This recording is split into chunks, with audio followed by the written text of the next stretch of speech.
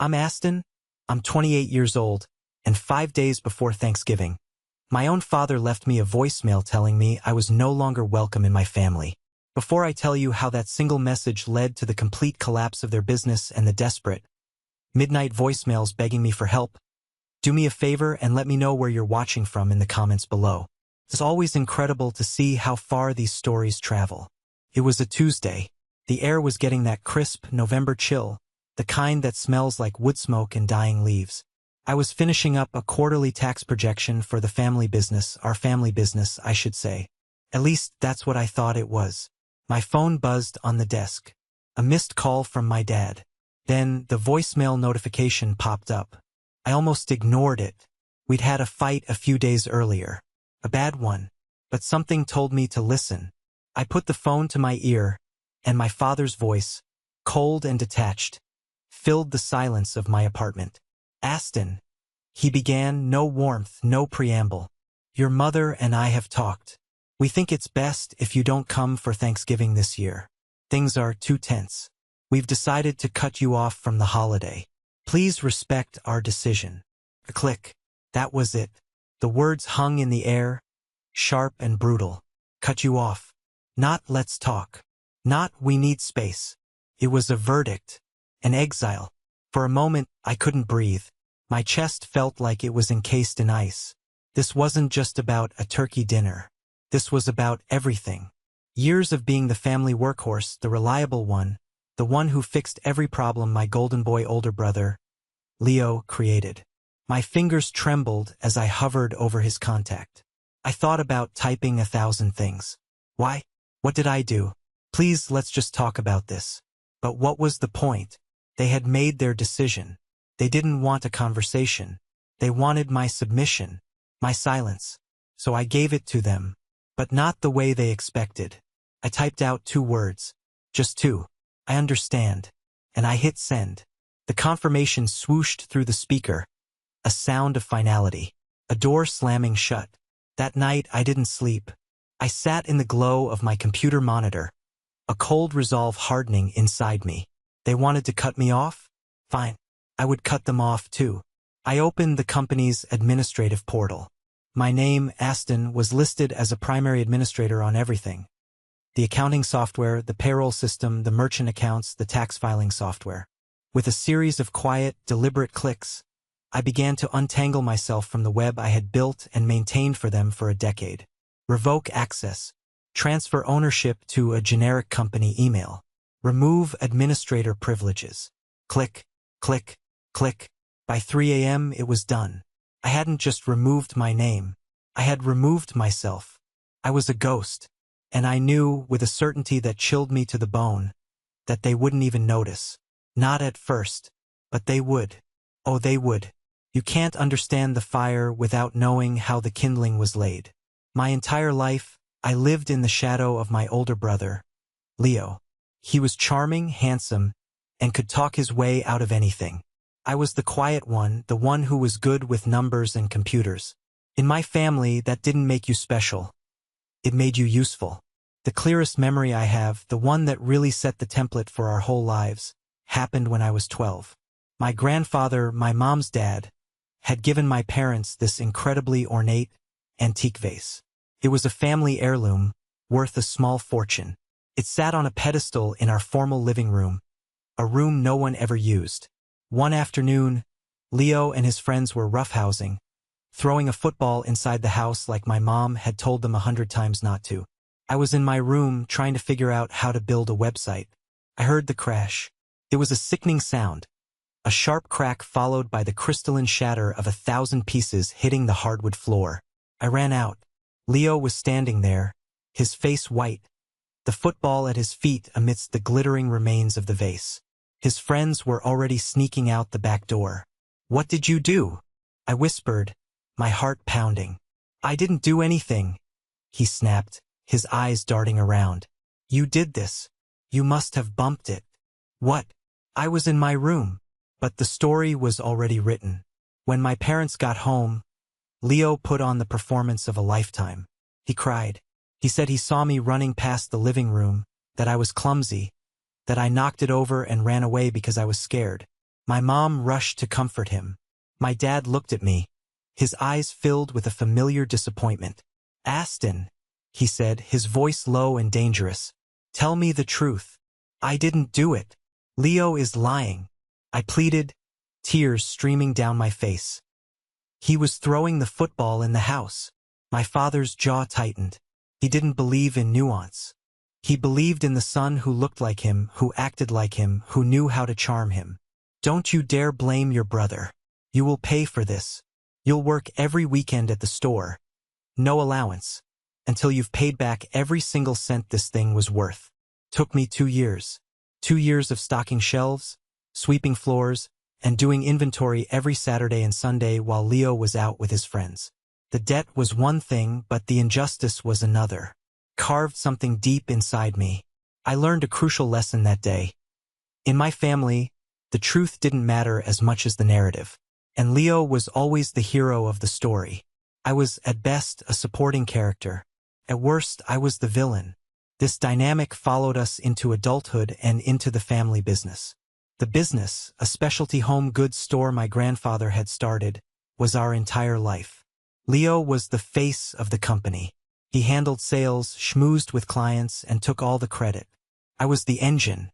I ran the back end, managed the finances, built the online store from scratch, and made sure we actually made a profit. He was the showman. I was the one who made sure the show could go on. He got the applause. I got the payroll headaches and the late nights staring at spreadsheets. For years, I told myself it was fine. We were a team. We were family. But the debt of that broken vase was never truly paid off. It just kept getting bigger. As the years went on, the business became more complex. The world moved online, and I moved us with it.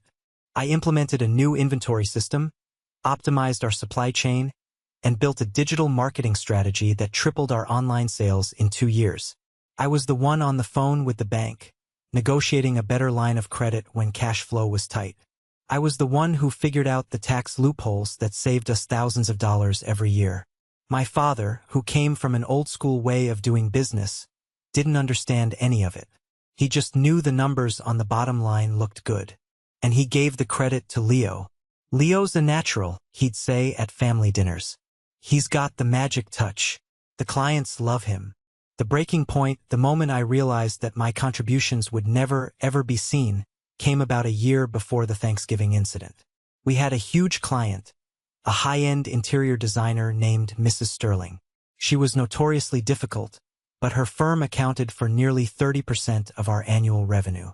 She was our whale, and Leo, in his infinite carelessness, nearly lost her. He had promised her a custom order of imported fabrics for a massive hotel project.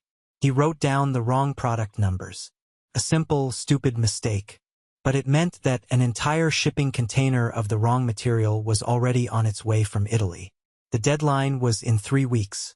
It was a disaster that could not only cost us the contract but could also bankrupt the company with cancellation fees and unsellable inventory. Leo came to me in a panic. "You have to fix this," he said, running his hands through his hair. "If Dad finds out, he'll kill me." "Fix it? Leo, this is a 6-figure mistake," I said, my stomach twisting into a knot.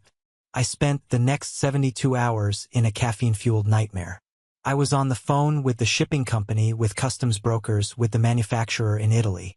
I was speaking broken Italian at 3 a.m., begging, pleading, and pulling every string I could. I found a way to reroute the shipment to another one of their buyers in the UK and convinced the manufacturer to expedite a new, correct order and air freight it at a massive cost. A cost I managed to partially offset by calling in a favor with a logistics company I'd built a relationship with. I updated Mrs. Sterling personally, every step of the way. I didn't blame Leo. I just said there was a logistical error that was being corrected. I saved the deal. The fabric arrived with 24 hours to spare. Mrs. Sterling was so impressed with my transparency and problem-solving that she signed an even larger contract for the following year. I single-handedly saved our company from ruin. I collapsed into bed that weekend, exhausted but proud. I had done it. The following Monday, my dad called a family meeting at the office. I walked in, expecting, for the first time in my life, a little bit of recognition. My father was beaming. He clapped Leo on the shoulder. "I want to congratulate Leo," he announced to my mother and me. "He just locked in the sterling contract for another year with a 20% increase. The kid's a miracle worker, just like his old man." I stared, speechless. Leo just stood there, smiling that easy smile of his. He glanced at me, a flicker of something. Guilt? No, it was pity, in his eyes before he turned back to our father. "Thanks, Dad," he said. "Just doing my part." My mother looked at me and winked as if to say, "Let him have this." I felt the air leave my lungs. It wasn't just that they didn't see me. It was that they didn't want to see me. My role was to be the fixer, the ghost in the machine who made the golden boy look good. In that moment, sitting in that cold office, I realized I wasn't a son. I was an employee, and a damn unappreciated one at that. The final crack in the foundation, the one that brought the whole rotten structure down, happened the week before that fateful Thanksgiving call. It was a fight about money, but it was never really about money. It was about respect, or my complete lack of it. I was in the office going over our end-of-year financials when my dad and Leo walked in, excited. They were talking about a new investment. Leo had a hot tip from one of his country club friends about a new retail tech startup. They wanted to pour a significant amount of our capital money we desperately needed for inventory for the Christmas season into this venture. I pulled up the company's prospectus on my computer. It took me less than 10 minutes to see it was a garbage investment. The company had no viable product, a mountain of debt, and a CEO with a history of failed businesses. It was a money pit, wrapped in flashy buzzwords. "We can't do this," I said calmly, turning my screen toward them. "Look at their burn rate. They'll be bankrupt in 6 months. This is a terrible idea." Leo scoffed. "You don't get it, Aston. This is about vision. You're always so stuck in the details." "The details are what keep the lights on," I shot back, my voice rising. "This isn't monopoly money. This is the payroll for our employees. This is the money we need to actually run our business." My father held up a hand, silencing me. He had that look on his face, the one that said I was being difficult, that I was being negative. "Your brother is trying to grow the business, Aston," he said, his tone dripping with condescension. "He's out there making connections, thinking about the future. All you do is sit behind a screen and tell us what we can't do." The injustice of it was staggering. I was the one who had built that screen-based world he so easily dismissed. I was the one who made sure he had a business to grow. "I'm trying to protect the business," I said, my voice shaking with a rage I could no longer contain. "I'm the one who actually knows our financial situation. We are not in a position to be gambling." That's when he said it. The words that would echo in my head for days. He stepped closer, his face dark with anger. "You're forgetting your place," he hissed. "You're getting arrogant. You think because you know how to work a computer, you know how to run my company? You're nothing but a glorified bookkeeper. If it wasn't for this family, for me and your brother, you'd be nothing. You should show a little more gratitude." Gratitude. The word hit me like a physical blow. Gratitude for what? For being the family pack mule? For cleaning up every mess? For sacrificing my own time, my own life to prop up their egos? I just stared at him. The fight drained out of me, replaced by a profound, chilling clarity. I saw him. I saw all of them exactly as they were. They didn't value me. They valued my function. And the moment my function became inconvenient, I was the problem. I stood up, pushed my chair in, and walked out of the office without another word. That was the last time I spoke to them before the voicemail. He wasn't just dismissing my opinion. He was dismissing my entire existence. And I finally realized, you can't win a game that's rigged against you. The only move left is to stop playing. After I sent that 2-word text, "I understand," and dismantled my digital life within the company, a strange and terrifying silence descended. The first 24 hours were a blur of adrenaline and anxiety. Every buzz of my phone made my heart leap into my throat. I expected an immediate explosion. A furious call from my dad. A tearful, manipulative one from my mom. something. But there was nothing. The silence was, in its own way, more damning than any angry voicemail would have been. It confirmed what I already knew. They didn't notice I was gone. My presence, the constant, low-level hum of my work in the background, was so taken for granted that its absence wasn't even detectable. Not yet. I spent that Wednesday trying to pretend it was a normal day. I went to the gym. I bought groceries. But I felt like a phantom, disconnected from my own life.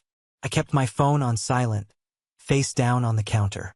The temptation to check it was a physical itch. Was I wrong?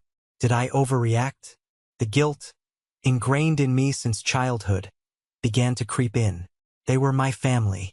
Maybe I should have just sucked it up, gone to Thanksgiving, and endured the passive-aggressive comments and Leo's smug smile for the sake of peace. But then I would remember my father's face, twisted with contempt. You're nothing without us. And the resolve would harden in my gut again. By Wednesday evening, the anxiety was turning into a kind of morbid curiosity. When would the penny drop? When would they reach for a tool and find that it was no longer there? I imagined my dad trying to check the daily sales report and getting an access denied error. I pictured my mom trying to process an online order payment and finding herself locked out. The 36-hour mark hit on Thursday morning. Thanksgiving morning. I woke up to the smell of my neighbor cooking a turkey. The silence from my phone was absolute. I felt a pang of loneliness so sharp it took my breath away. This was the first Thanksgiving of my entire life that I would spend alone. I made myself a simple breakfast, my hands moving mechanically. I thought about them. My mom, probably bustling around the kitchen, complaining that no one was helping her. My dad, watching football on the big screen TV I had set up for him. Leo, probably sleeping in until noon, showing up just in time to eat and accept praise for doing nothing. And me? I wasn't even a ghost at their feast. I had been completely erased. The thought should have been devastating. And it was, in a way. But underneath the pain, there was something else growing. A tiny, fragile seed of freedom. I didn't have to perform. I didn't have to smile through clenched teeth. I didn't have to swallow my resentment along with the dry turkey. Right around 1 p.m., just as they would have been sitting down to eat, my phone, which had been dead silent for a day and a half, suddenly lit up. Incoming call, Dad. My heart hammered against my ribs. I stared at the screen, my thumb hovering over the green button. Then I did the hardest thing I'd done yet. I pressed the power button and silenced the call. A few seconds later, a notification popped up. Voicemail. Then another call. Mom. I silenced that one too. Then Leo. Then Dad again. The storm had begun.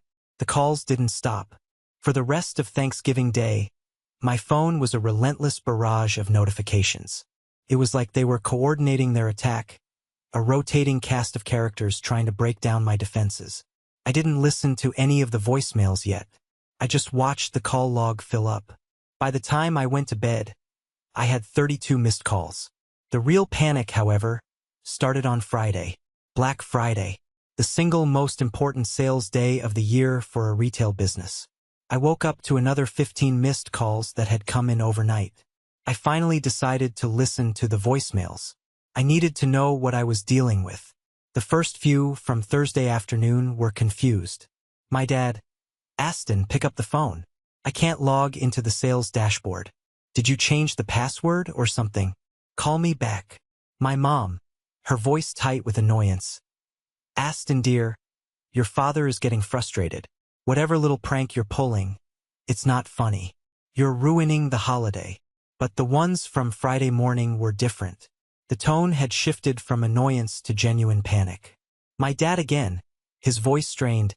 The credit card readers at the store aren't syncing with the inventory system. Maria, the store manager, says we're selling things we don't have in stock. There's a madhouse down here. I need the admin password. Now. And then came Leo. His call was a masterpiece of manipulation. He sounded calm, reasonable. The concerned older brother. Hey man, he started, his voice smooth as silk. Listen, I know you're upset, and you have a right to be. Dad was a jerk. But turning off the systems on Black Friday is kind of messing things up for everyone. We've got employees who need this to work. Can you just turn it back on? We can talk after. I promise I'll have your back. It was a good performance. Almost believable. Except for one tiny detail. In the background, I could hear my mother's faint, sharp whisper. Tell him we're sorry. Followed by a muffled sound. They were coaching him. It wasn't a genuine appeal. It was a calculated tactic. They were using my brother as a Trojan horse, hiding their desperation behind his reasonable facade. I deleted the voicemail. The feeling of betrayal was so sharp, so bitter. Even now, even when their entire business was on the line, they couldn't be honest. They couldn't just admit they needed me. They had to try and play me. By 5 p.m. on Friday, the number of missed calls had climbed to 84. The voicemails had become a symphony of desperation. My dad, yelling now, Aston, this is not a joke. The payroll file for next week's direct deposits has to be uploaded by Monday. I don't know the login. The accountant says he can't get in either. Are you trying to destroy this company? My mom, weeping, Aston, please. I don't know what we did to make you hate us this much. Your father is having chest pains. You're tearing this family apart. Just, please call us. The chest pains were a nice touch, a classic from her playbook. They didn't get it. They thought this was about revenge. Tantrum. They couldn't comprehend that this wasn't an attack. It was an abdication. I hadn't broken the system. I had simply walked away from it, and they were discovering that they had no idea how it worked. They were like pilots who had been sitting in a cockpit for years, letting someone else fly the plane, and were just now realizing they didn't know what any of the buttons did as the engine sputtered and died. And we were in a nosedive. By Sunday, the tone of the voicemails took another sharp turn. The pleading and panic were still there, but now they were laced with a venomous, self-righteous anger. The victim narrative was in full swing. My mother, having failed with tears, switched to righteous indignation. She left a long, rambling message Sunday afternoon. I've been thinking about this, Aston, she said, her voice dripping with faux magnanimity. And I've decided to forgive you. I forgive you for your selfishness and for the pain you've caused this family. But you have to meet us halfway. You need to come back and fix what you broke. That's the only way we can begin to heal. She was forgiving me. The sheer audacity of it almost made me laugh. There was no apology, no acknowledgement of their own actions. In her mind, she had already rewritten the story. I was the prodigal son who had gone astray, and she was the benevolent mother, willing to welcome me back into the fold once I had learned my lesson. My father's messages were more direct. The thin veneer of paternal concern was gone, replaced by pure rage. You know what you are, Aston? He barked into the phone, his voice hoarse. You're ungrateful. We gave you everything. A job, a roof over your head when you needed it. We put you through college. And this is how you repay us? By trying to sabotage the family salary and livelihood? You're a snake. The irony was breathtaking. They were the ones who had told me not to come home. They were the ones who had used the words cut off. They had fired the first shot, the only shot, and now they were screaming that I was the one holding the gun. But the message that truly sealed it for me, the one that erased any lingering shred of doubt or guilt, came late Sunday night.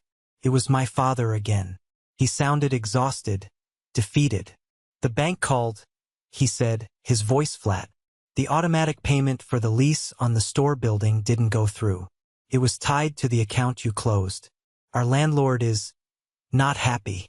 I tried to explain, but the system is all locked down. I can't access the funds to make the payment. He took a shaky breath. Why would you do this to us, Aston? After everything we've done for you. This isn't how families treat each other. And that was it. That was the moment I knew there was no going back. This isn't how families treat each other. He was right. Families don't treat their sons like disposable employees. Families don't issue ultimatums and then cry foul when those ultimatums are accepted.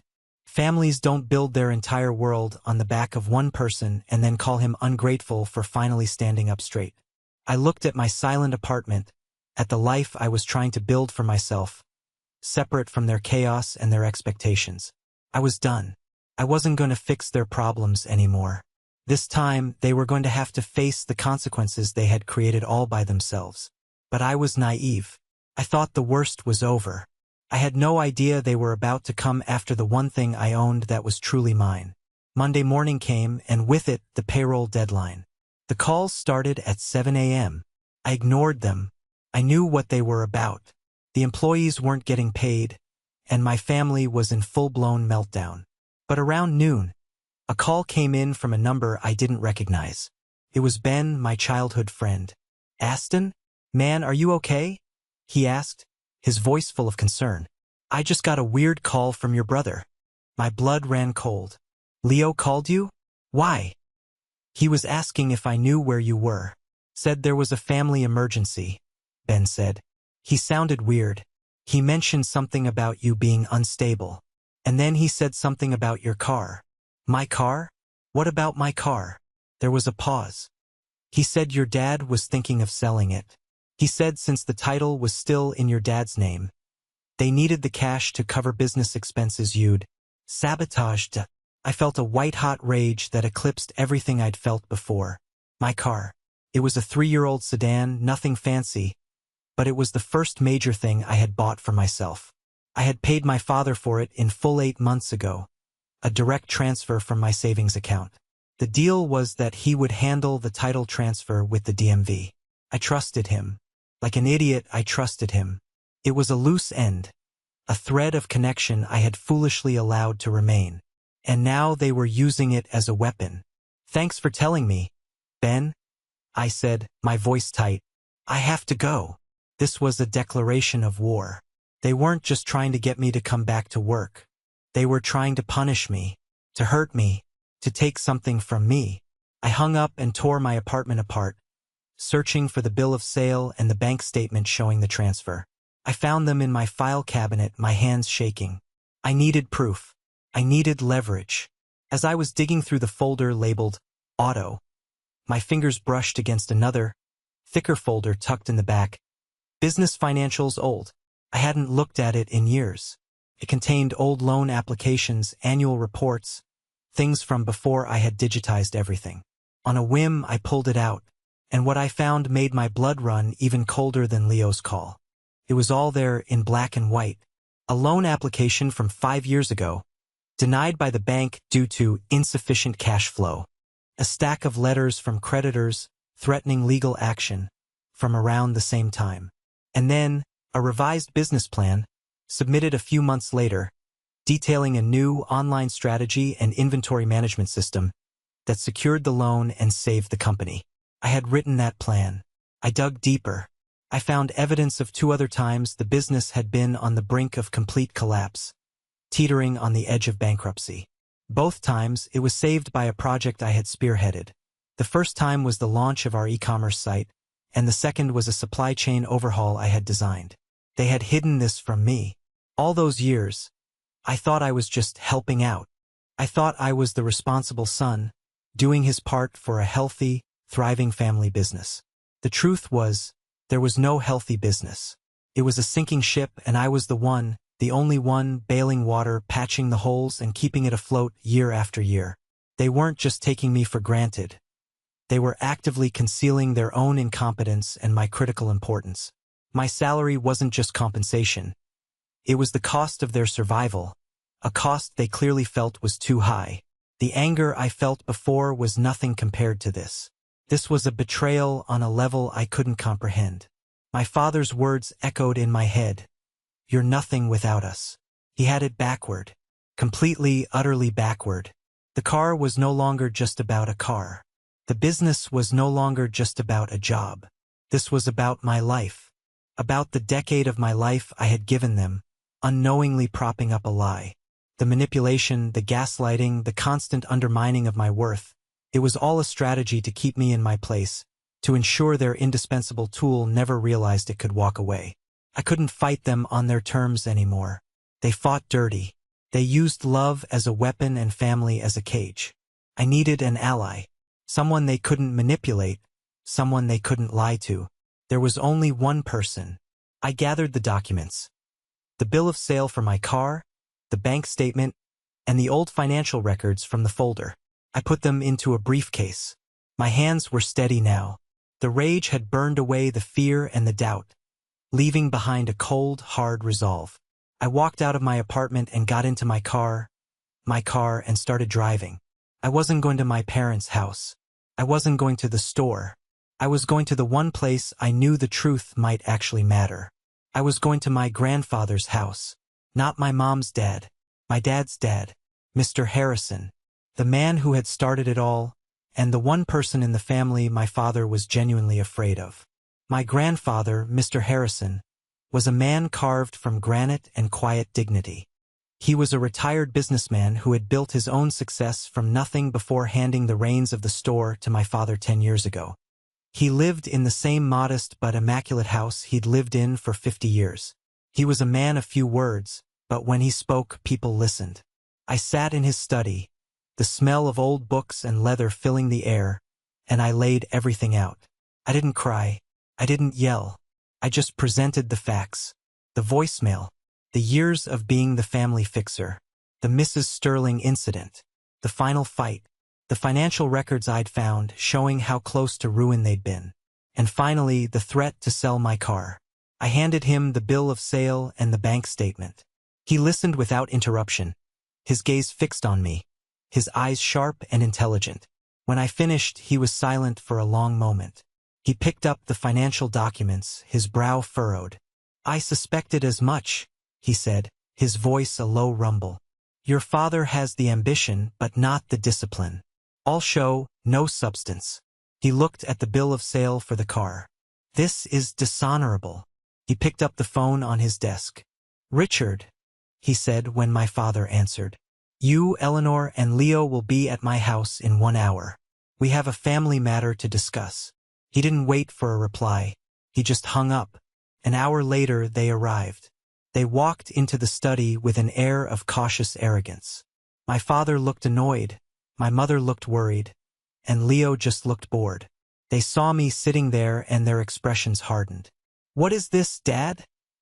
my father asked, trying to sound authoritative. "Aston has been causing a lot of trouble."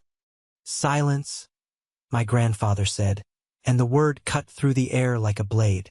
My father flinched and shut his mouth. My grandfather looked at my father. "You are planning to sell Aston's car." It wasn't a question. My mother jumped in. "It's a misunderstanding. The car is still in Richard's name. We just needed to free up some capital temporarily because Aston abandoned the business." "Did he pay you for the vehicle?" my grandfather asked, his voice dangerously quiet. "It was more of a loan. An arrangement," my father stammered. "That's a lie," I said, my voice clear and steady. My grandfather slid the bill of sale and the bank statement across the polished mahogany desk. "This is a record of a transfer for the full asking price 8 months ago. This is a bill of sale signed by you, Richard. What you are planning is not freeing up capital. It is theft, and it is fraud." My parents' faces went pale. Leo shifted uncomfortably. "Now, about the business," my grandfather continued, his gaze sweeping over all 3 of them. "You told me things were fine, thriving, in fact. But these old records Aston found tell a different story. A story of near bankruptcy multiple times. We had some cash flow issues," my father blustered. "Every business does. We handled it." "No," my grandfather said, his voice dropping even lower. "He handled it." He gestured toward me. "He built the systems that saved you. He saved the contracts your golden boy almost lost. He has been the foundation of that business for years, while you 3 have been playing house." He leaned forward, his eyes locking onto my father. "And there's one more thing you seem to have forgotten. When I retired, I didn't just hand you the keys. I set up a family trust. A trust that legally owns the business assets, the inventory, the name. A trust that I am the sole trustee of." He paused, letting the words sink in. "And the building you operate out of? You are not just my tenants. I am not just your landlord. I am your only creditor. Your entire professional lives are in my hands." The air in the room went still. My father looked like he'd been punched in the gut. My mother stared, her mouth slightly agape. They hadn't just underestimated me. They had forgotten who held the real power. The silence that followed my grandfather's revelation was absolute. It was the silence of a checkmate. My father, a man who had never been at a loss for words, just stared, his face a mask of disbelief. My mother looked from my grandfather to me, her eyes wide with a dawning horror. They were realizing the game was over, and they had lost before they even knew they were playing for the highest stakes. My grandfather picked up the phone again. "Mr. Chun, you can come in now." A moment later, the door to the study opened and an older, impeccably dressed gentleman walked in, carrying a leather briefcase. Mr. Chun, the family lawyer, the man who had drafted every will and contract for the Harrisons for 40 years. My father's face went from pale to ashen. What is this?" my mother whispered. Mr. Chun didn't look at them. He placed his briefcase on the desk, opened it, and laid out a sheaf of documents. "Richard, Eleanor, Leo," my grandfather said, his voice calm and final. "For 10 years, I have watched you mismanage my legacy. I have watched you exploit my grandson. I have watched you take and take and take and call it running a business. That ends today." He gestured to the papers. "Mr. Chun has, under my direction, drawn up an amendment to the Harrison Family Trust. It's a restructuring, effective immediately." He let that hang in the air. My father finally found his voice. "A restructuring? What does that mean? You can't just—" "I can," my grandfather stated, his authority absolute. "As trustee, I can do whatever is necessary to protect the assets of the trust. And it has become clear to me that the single greatest threat to those assets is your incompetence and your greed." He picked up the top sheet of paper. "First, Aston is to be appointed Chief Operating Officer of the company, with full and unilateral control over all financial, operational, and strategic decisions. His salary will be commensurate with his title and responsibilities, drawn from company profits." I felt my breath catch in my chest. I looked at my grandfather, stunned. He wasn't finished. "You, Richard, will be moved to the honorary title of President. You will have no operational authority. You, Eleanor, will retain your title as a consultant, with no access to company accounts. And you, Leo, will be given the title of Sales Associate. You will report directly to the COO." He looked straight at my brother. "You will learn the value of a hard day's work, or you will be fired. Your performance will be judged on merit, not name." Leo looked like he was going to be sick. "This is insane!" My father finally exploded, finding his bluster again. "This is my company. You can't just hand it over to him. This is our inheritance." "It was never your company," my grandfather corrected him coldly. "It was a stewardship, and you have failed. The inheritance you speak of is not a guarantee. It is a privilege and one that can be revoked. This is no longer a family charity. It is a business. Aston will run it. If you choose to stay on under these new terms, you will treat him with the respect his position demands. If not, you are free to walk away with nothing." My mother started to sob, a quiet, theatrical whimper. "After all we've done, this is how you repay us?" My grandfather's eyes were like ice. "No, Eleanor. This is how I repay him." He looked at me, and for the first time, I saw not just respect in his eyes, but a deep, abiding affection. For his loyalty, for his hard work, and for his silence in the face of your endless disrespect. Mr. Chun slid a pen and another document across the desk toward my father. "That," he said, his voice neutral, "is the title transfer for the car. You will sign it now." This was the moment that changed everything. The moment I finally got back control of my own life. "Thank you for staying with me to this point. You are amazing. If you could, please help me out by liking this video and commenting the number 1 down below, just so I know you've been on this journey with me. It doesn't just help more people find this story, but it lets me know that my experiences mean something to someone else. Your support is the biggest motivation for me to continue sharing the rest of this journey." My father stared at the title transfer document as if it were a venomous snake. The pen lay next to it, a small, black instrument of his total and complete surrender. The room was so quiet I could hear the ticking of the grandfather clock in the hall, each tick marking a second of his humiliation. He looked up, a desperate, last-ditch appeal in his eyes, first at his father, then at the lawyer. He found no sympathy. Mr. Chen's face was a professional blank. My grandfather's was a mask of cold disappointment. There was no escape. With a hand that trembled visibly, my father picked up the pen. The scratch of the nib on the paper was unnaturally loud in the silent room. He signed his name. His signature, usually a bold, arrogant scrawl, was cramped and shaky. He shoved the paper back across the desk without looking at me.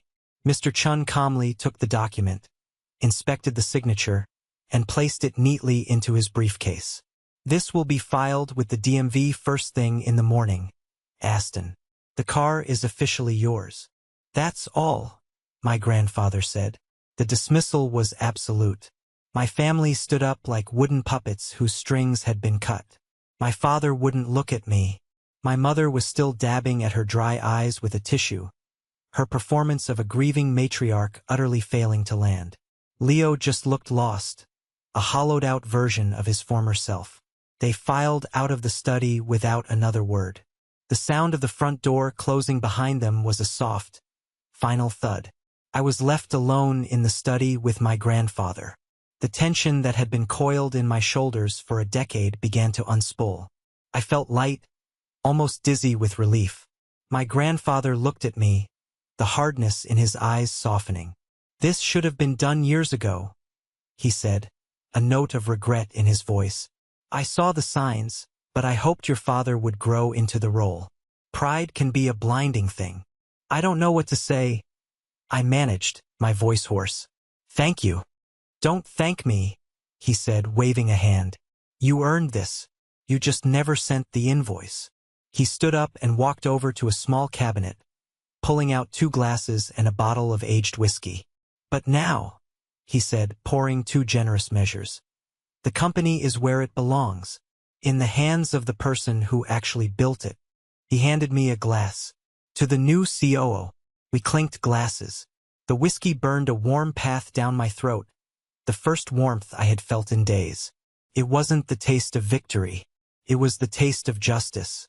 I drove home that night in my car, gripping the steering wheel. Felt different. Felt truly mine. But I knew the fight wasn't completely over. The legal battle was won, but the emotional war would have its aftershocks. Sure enough, late that night, my phone lit up with a text message. It was from my mother.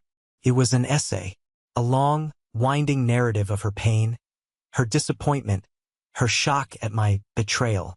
She wrote about how I had gone behind their backs, how I had manipulated my grandfather. She talked about the sanctity of family and how I had shattered it.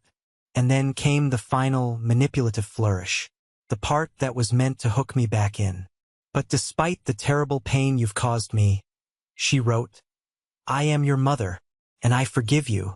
We can get through this, if you are willing to come to the table and help us heal as a family. We can put this all behind us." I read the message twice. The old Aston, the one from a week ago, would have felt a pang of guilt. He would have agonized over it, wondering if he was the monster she was painting him to be. He would have been tempted to reply, to defend himself, to plead his case one more time. But I wasn't that person anymore. I saw the text for what it was, a desperate, last-ditch effort to pull me back into the old dynamic. It was an invitation to return to a game I had no intention of playing ever again. There was no apology, no ownership of her part in the disaster. Just blame, wrapped in the guise of forgiveness. I looked at her name on the screen.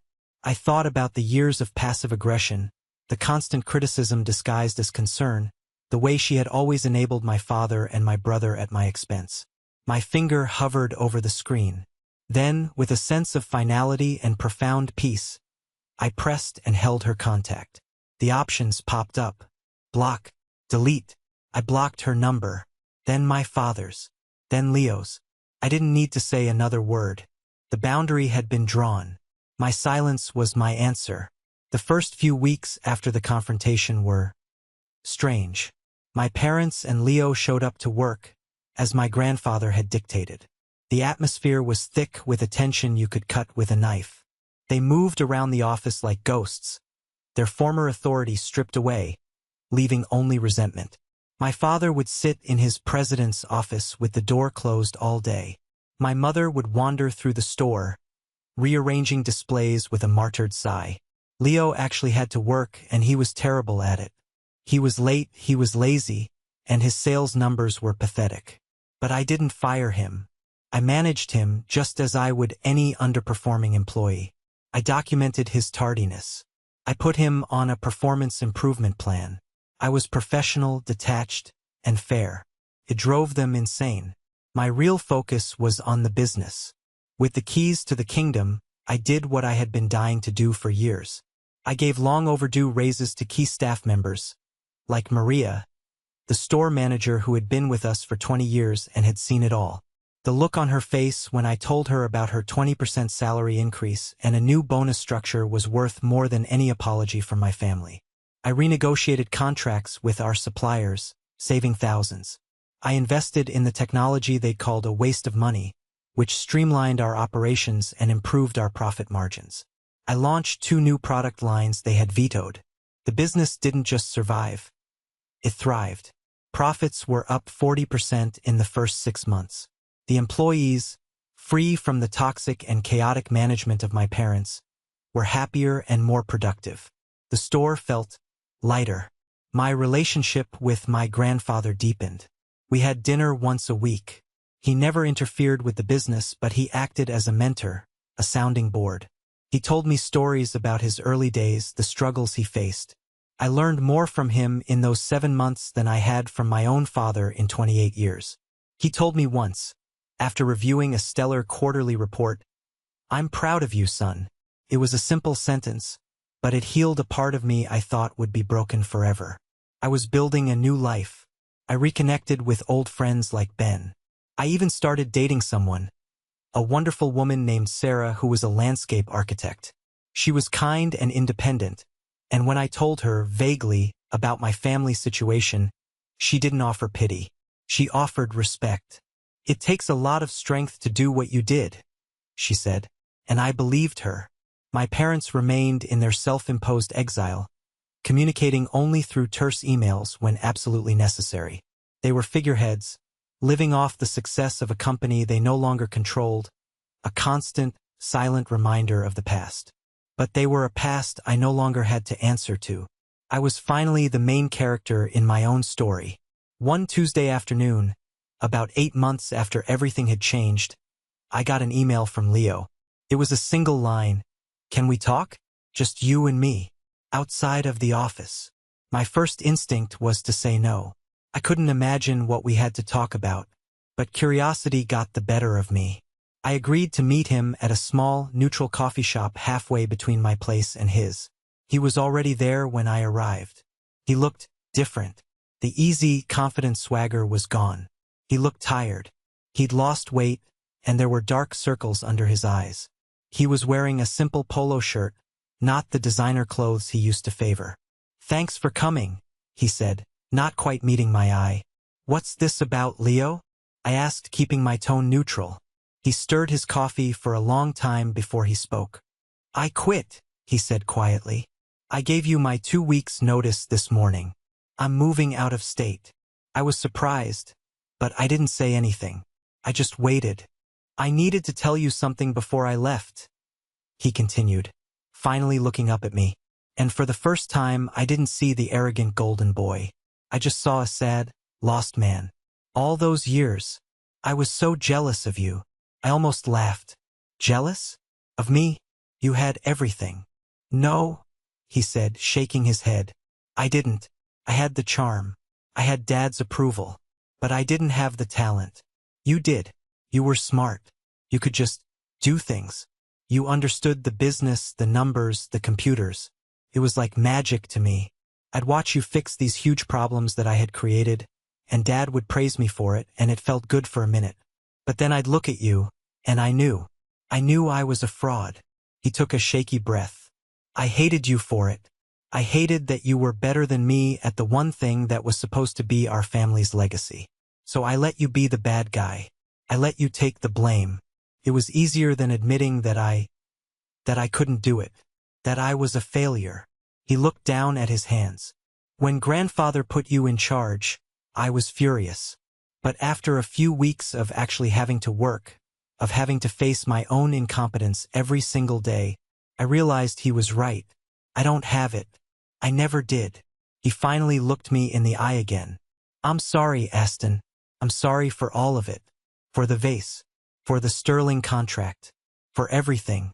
I don't expect you to forgive me. I just needed you to hear it.